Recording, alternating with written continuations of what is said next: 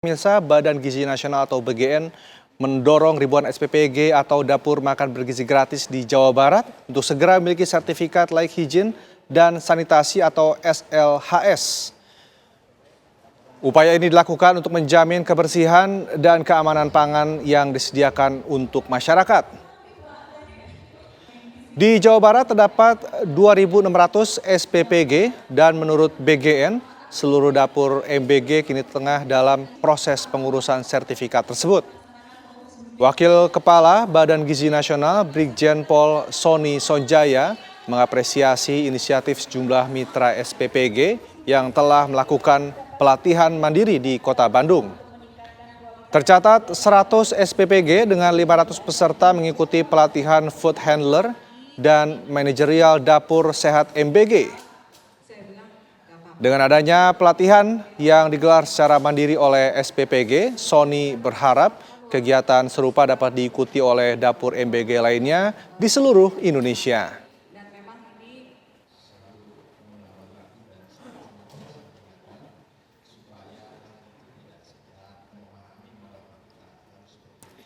Pihak Puskesmas Ciamplas Cililin, Bandung Barat, Jawa Barat memaparkan kronologi meninggalnya seorang siswa SMKN 1 Ciamplas yang dilaporkan meninggal dunia pada Selasa 30 September 2025 lalu. Pihak Puskesmas Ciamplas Cililin pun memastikan meninggalnya Bunga Rahmawati tidak berkaitan dengan MBG.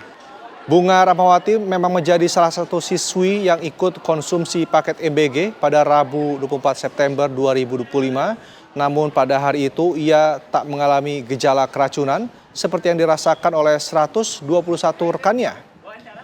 Bunga bahkan sempat bersekolah pada Senin 29 September 2025 dan baru pada Selasa 30 September 2025 setelah pulang sekolah, Bunga mengeluh mual dan kemudian dibawa ke bidan terdekat.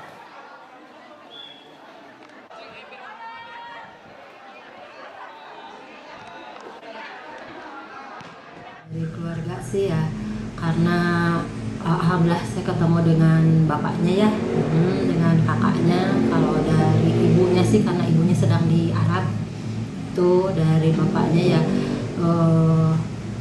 dia juga menuturkan bahwa memang kejadiannya setelah 5 hari kejadian keracunan yang kemarin itu. Jadi ya bapaknya juga bertuturnya ya itu dia almarhum sudah makan makanan yang ada di rumah dan selama 5 hari itu tidak ada keluhan apa-apa gitu. Jadi ya keluarga juga memungkinkan ya mungkin kondisi fisik dari putranya yang memang kurang sehat. Kita ke informasi lain pemirsa, Presiden Prabowo Subianto menyaksikan penyerahan barang rampasan negara kasus tata niaga timah ke PT Timah Tbk di smelter PT Tinindo Intinusa di Jalan Ketapang, Kota Pangkal Pinang. Menurut Prabowo, praktik tambang ilegal ini telah menyebabkan kerugian negara 300 triliun rupiah.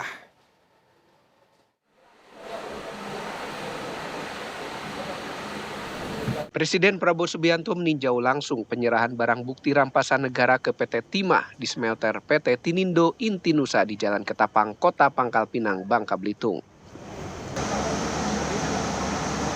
Presiden Prabowo kemudian menyaksikan penyerahan aset negara berupa barang rampasan negara oleh Jaksa Agung kepada Wakil Menteri Keuangan, selanjutnya Wamenkeu kepada CEO Danantara, dan dari CEO Danantara kepada Direktur Utama PT Timah Tbk.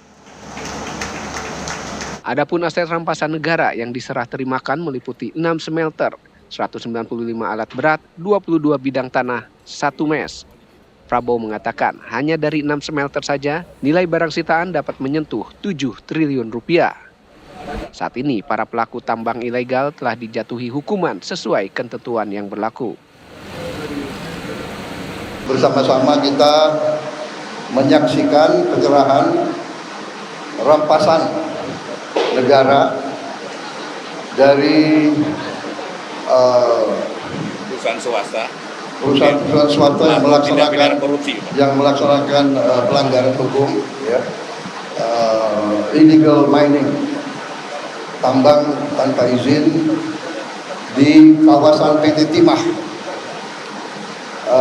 Dan yang terlibat sudah dihukum dan